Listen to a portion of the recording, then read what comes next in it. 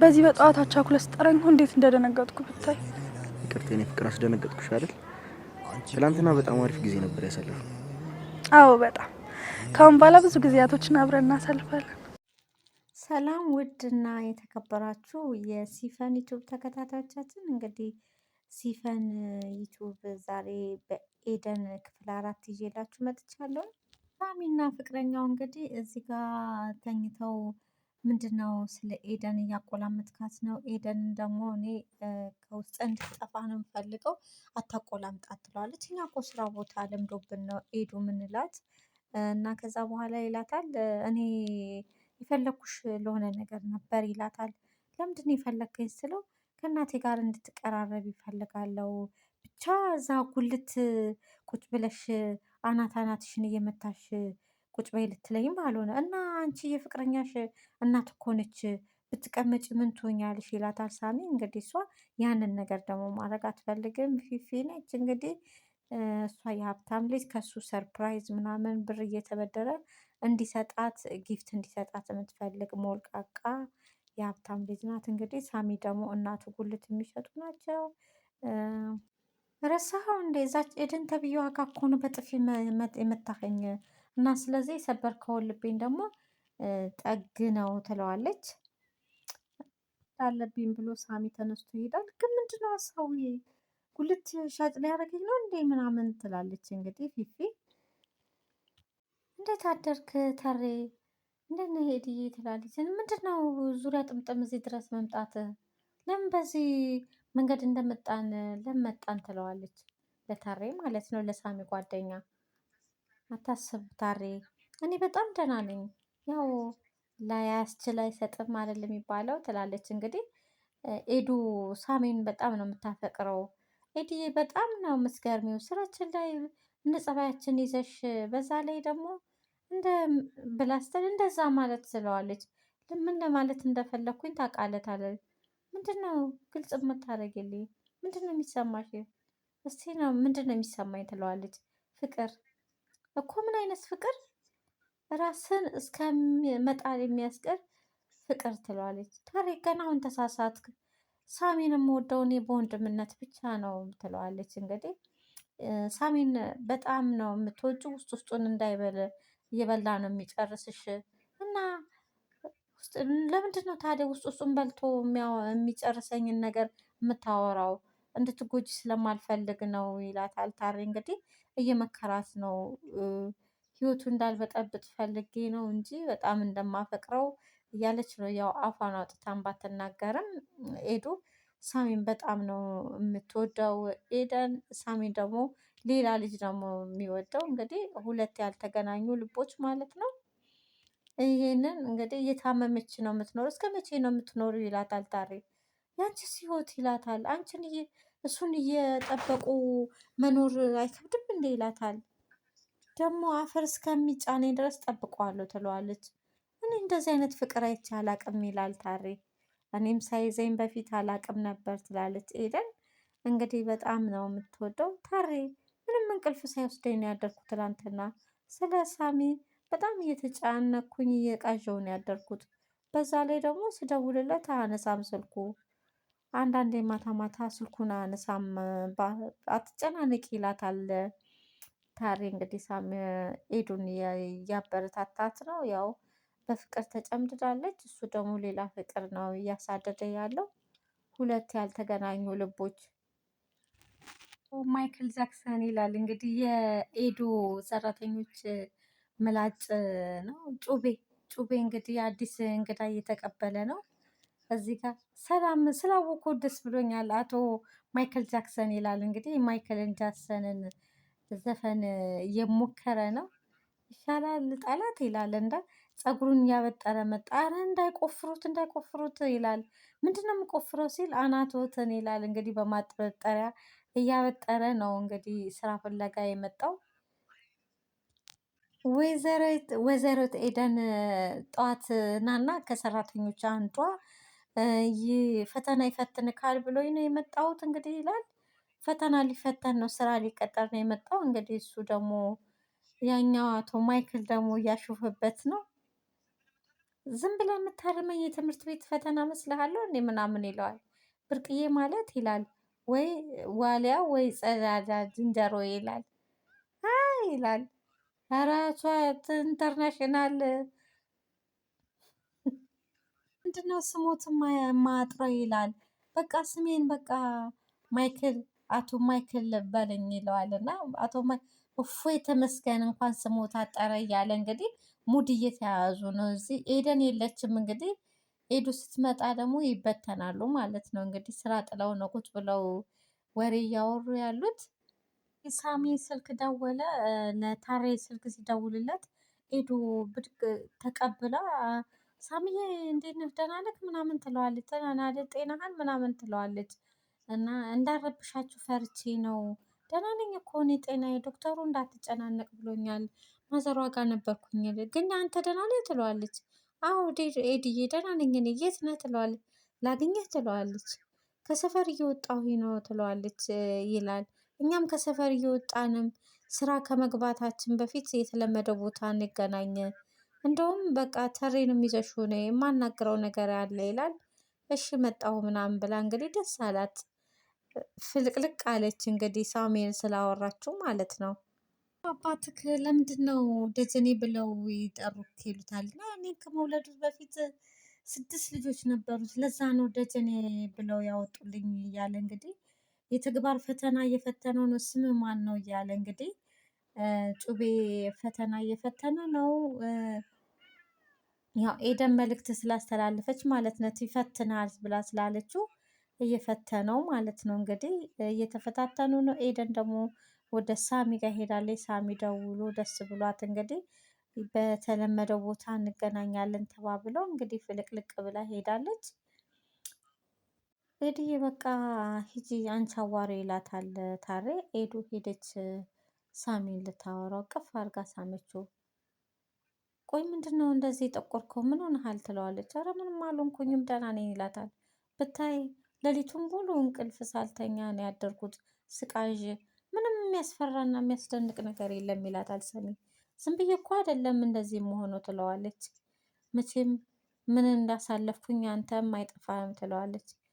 ገና ሆስፒታል ጤና ጣቢያ በጣም እንደመግባት እንደምፈራት አውቃለሁኝ ትላለች። ለምን እንደሆነ አልነገርሽኝም?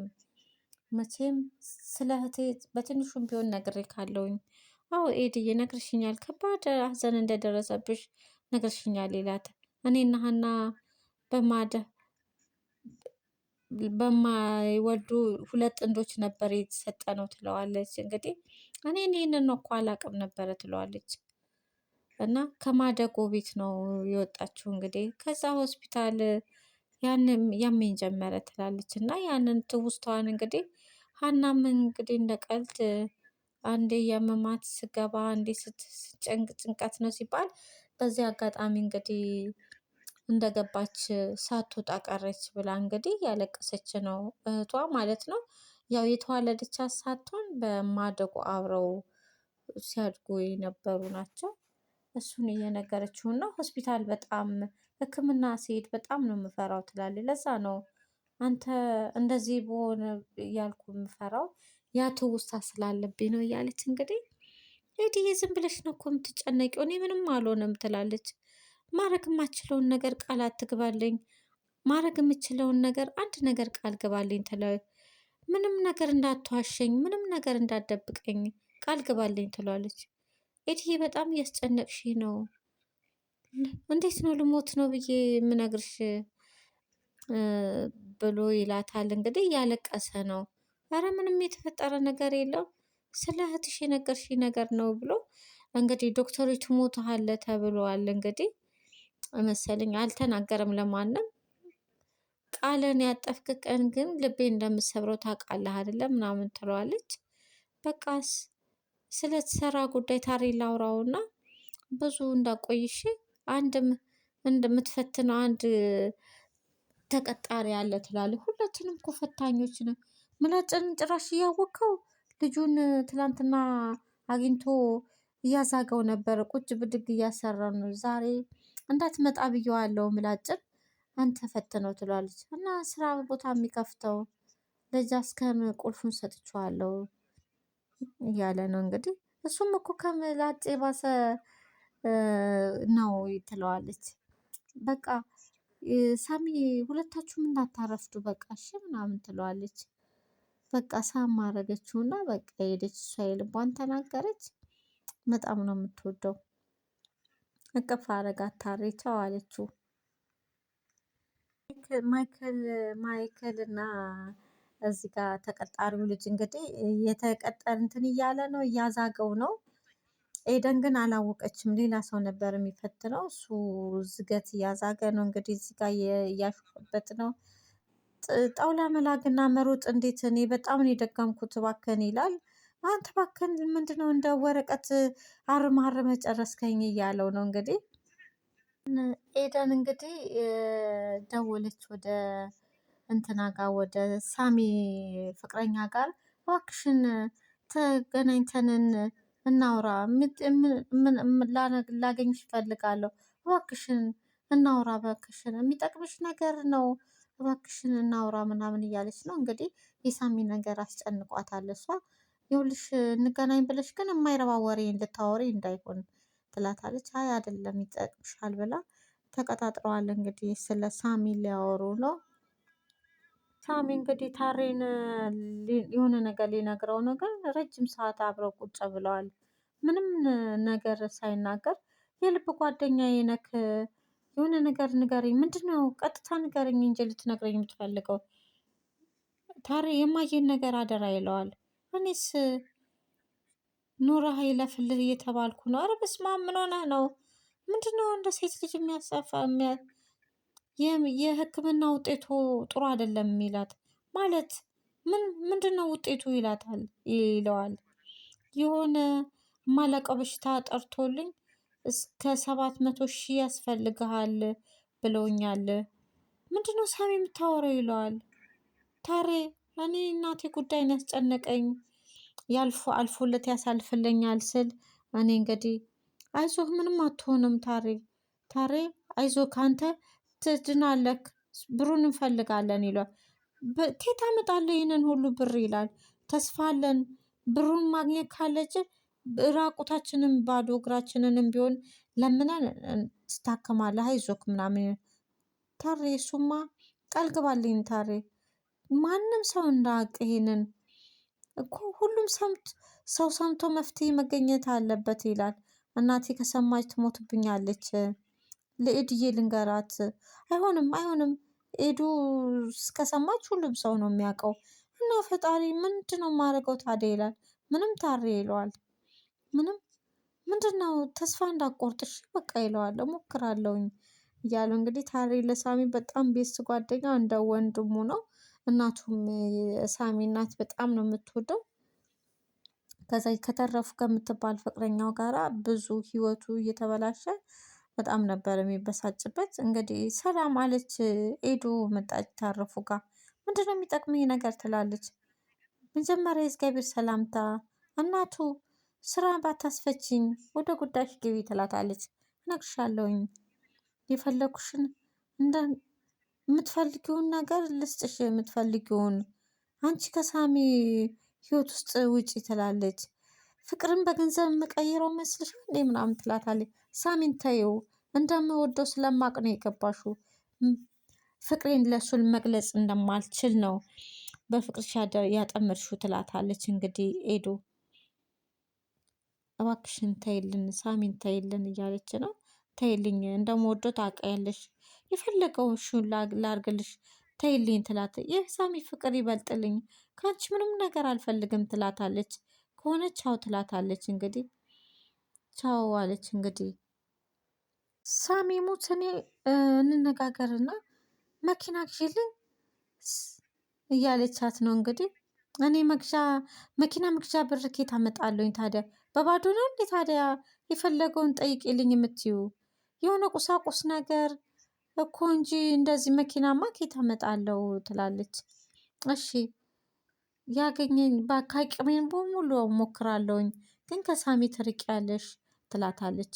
ኧረ እኔም በወጣኝ። ስለዚህ ለሳሚ ይሄንን ያህል የምታስቢ ከሆነ ዋጋውን አሳልፌዋለሁ ትላታለች። እቃ እኮ አይደለም እኮ ልግዛሽ አላልኩሽም፣ አንቺ እኮ ነሽ ላግኝሽ ያልሽኝ ትላለች። በጣም ክፉ ጨካኝ ሴት ነሽ ትላታለች።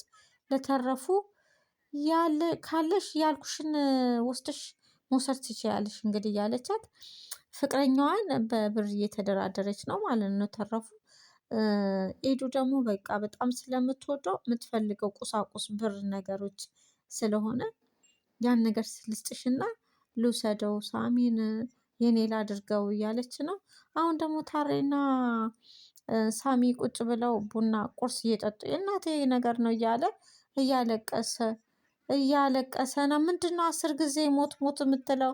እኔ እያለሁኝማ አንተ አትሞትም፣ እስከ መጨረሻው ድረስ እንታገላለን እያለው ነው። እናቴን አደራ አደራ እያለው ነው። እንግዲህ ያው ብሩ ካልተገኘ ያው ወደ ሞት እንደሚሄድ እያሰበ ነው። ከዛን ሳሚ ስልክ ተደወለለት። ወይ ፍቅርዬ ይላል። ቆይ አንተ በአንተ ምክንያት ለምንድነው የምሰቃየው እኔ ምናምን ይሄ በአንተ ምክንያት ነው ሁሉ መከራ የሚደርስ። እቺ ሄደች ና መኪና ልግዛልሽና ሳሚን ተይልኝ እያለች ነው ብላ እያለቀሰች እንግዲህ ለሳሚ ነገረችው። ኤድዬማ እንደዛ አትለውም።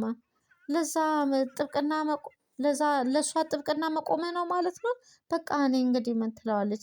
የኔ እኮ ልማድ ሆኖብኝ ነው ኤድዬን እማቆላምጣት እያለችውን እንግዲህ እንትና ኤዱ ተይልኝ ያለቻትን እንግዲህ እየነገረችውን የኔ ፍቅር እያለ ውድድ ነው እሺ ማድረግ ትላለች።